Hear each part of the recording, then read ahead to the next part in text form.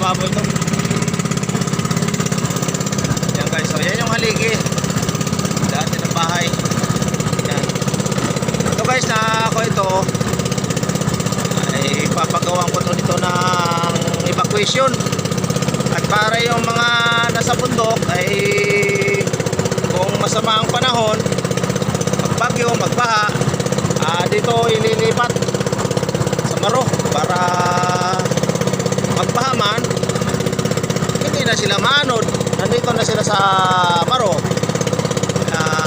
Ayan o. Magandang plano ito para safe yung mga nasa tabing sapa na hindi na sila maanod pag masama ang panahon. Okay, ayan silang guys. Yan, abang lang kayo pag nagkaroon ito ng evacuation dito. Sa lahat ng gustong mag-evacuate dito pag masama ang panahon,